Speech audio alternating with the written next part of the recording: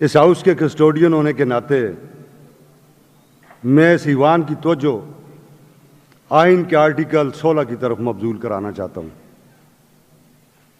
جو اس ملک کے باشندگان کو پرامن طریقے سے احتجاج کا حق دیتا ہے، آزادی رائے کا حق دیتا ہے۔ بدقسمتی سے اس عرض پاکستان میں روز اول سے اداروں نے، مقتدر حلقوں نے جبر سے یہ حق اپنی عوام سے چھینے رکھا ہے، اور اس ملک کی تاریخ گواہ ہے کہ جب کبھی بھی کسی بھی سیاسی قوت نے اس ملک کے اندر آئین کی سربلندی کے لیے آواز اٹھائی، باہر نکلے، تو ان کو بے دردی سے کچلا گیا۔ 24 تاریخ کو پاکستان تحریک انصاف نے ایک احتجاج کا اعلان کیا۔ پورے خیبر پختونخوا سے قافلے اسلام آباد کی طرف گئے۔ اسلام آباد ڈی چوک اور اس سے پہلے حکومتی ایما پر اداروں نے بربریت کی انتہا کر دی۔ جو ہم مثال دیتے ہیں فلسطین کی اور اسرائیل کی، وہ تاریخ اسلام آباد کے اندر دہرائی گئی۔ نہتے لوگوں کو سنائپر رائفلز کے ذریعے، سنائپرز کے ذریعے نشانہ بنایا گیا، LMG کے فائر ان پہ کیے گئے، گاڑیاں توڑی گئیں، کارکنان کو، نہتے کارکنان کو کچلا گیا گاڑیوں کے نیچے، اور یہاں تک کہ ایک نماز پڑھتے ہوئے باریش شخص کو، ایک کارکن کو جو مسلمان بھی تھا، پاکستانی بھی تھا، اس کو کنٹینروں کے اوپر سے ہمارے اداروں نے اٹھا کر نیچے پھینکا۔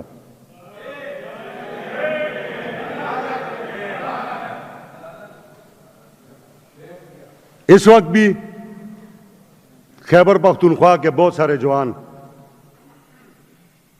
جو شہید ہوئے ان کی لاشیں چھپائی گئیں، زخمی غائب ہوئے، مسنگ پرسنز کی تعداد میں کافی اضافہ ہوا۔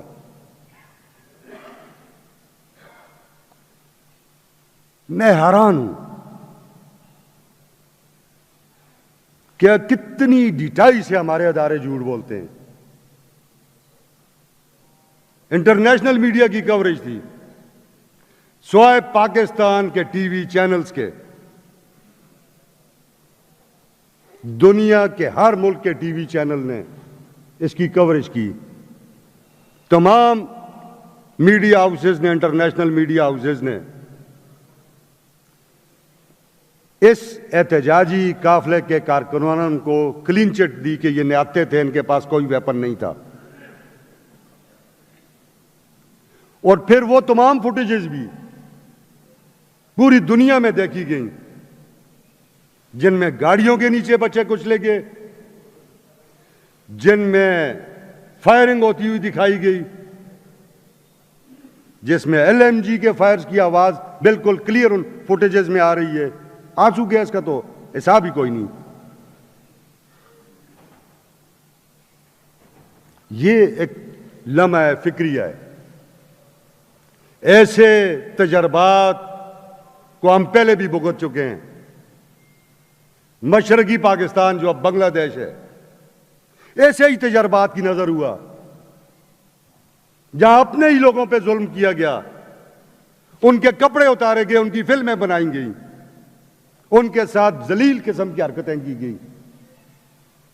آج وہ سب کچھ جو آج کا پاکستان، جو مغربی پاکستان تھا، آج اس میں دہرایا جا رہا ہے۔ اور اس میں معزز اراکین اسمبلی کوئی تفریق نہیں ہے۔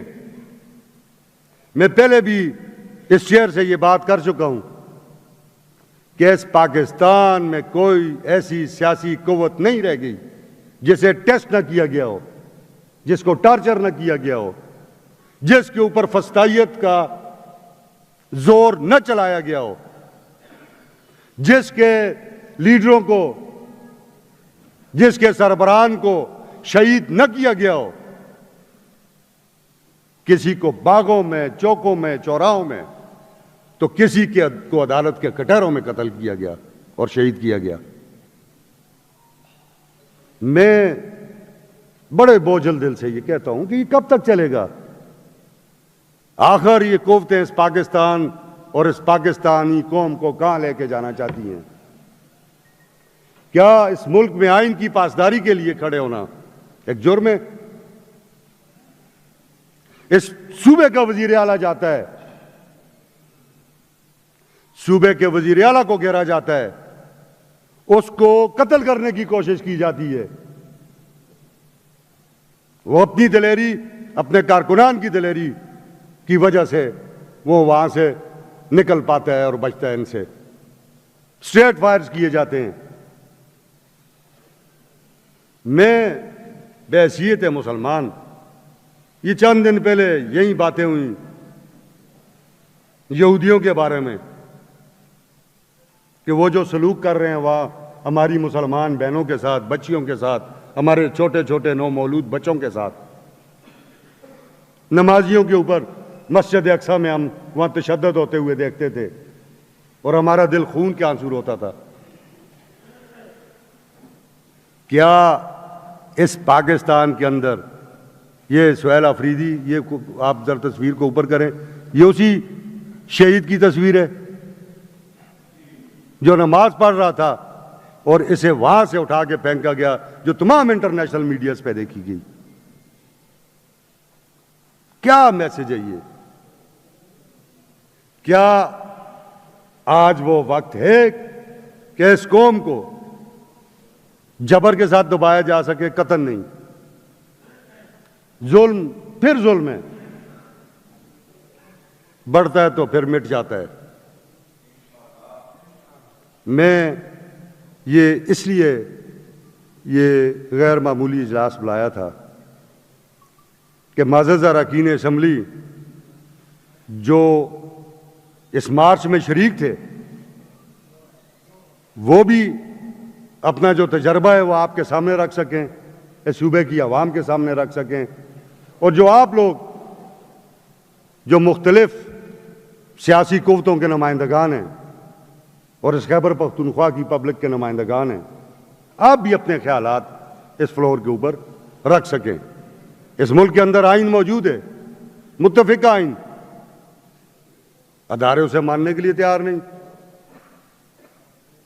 یہ ڈیبیٹ کرنے کی باتیں ہیں۔ کل انشاءاللہ تعالی ہم اس پہ تفصیلی گفتگو بھی کریں گے، ایک دوسرے کی باتیں سنیں گے بھی، اپنی باتیں ایک دوسرے کے سامنے رکھیں گے بھی، اور اس صوبے کے عوام کے سامنے بھی رکھیں گے۔ میں جناب ڈاکٹر، چونکہ یہ بہت بڑا سانحہ تھا،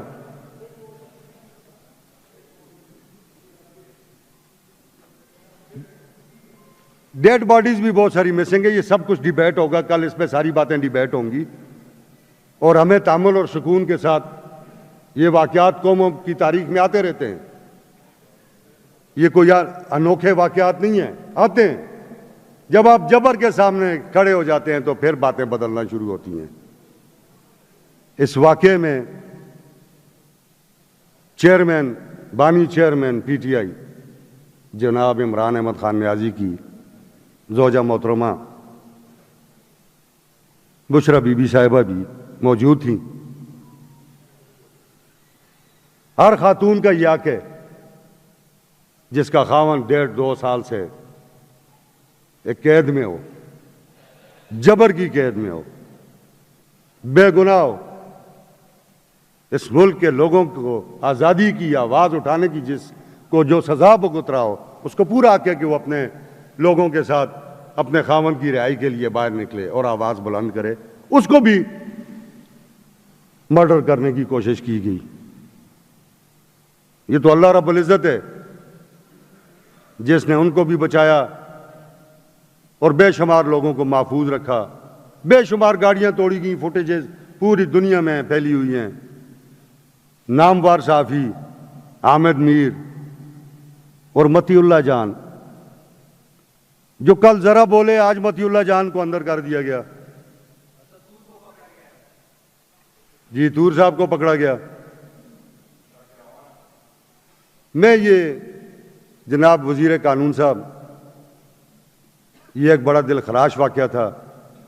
اس پہ حکومت خیبر پختونخوا مجھے جیسے کمیونیکیٹ کیا گیا تھا کہ سوگ کا اعلان کرنا چاہتی ہے، آپ سوگ کا اعلان کر دیں. اور اس کے بعد جناب میں ڈاکٹر امجد صاحب سے یہ گزارش کرتا ہوں کہ وہ تمام شہداء کے لیے جو اس واقعہ میں شہید ہوئے، جو کارکنان شہید ہوئے وہ بھی اس قوم اور ملک کے بچے تھے، اور جو ہزاروں کے لوگ اس میں شہید ہوئے یا فوت ہوئے، کس کی غلطی سے ہوئے اس پہ ضرور انکوائری ہونی چاہیے کہ وہ ہزاروں کی اپنی غلطی سے وہ ہوئے، ان کے لیے بھی دعا کریں، وہ بھی ہمارے اس قوم اور ملک کے بچے ہیں.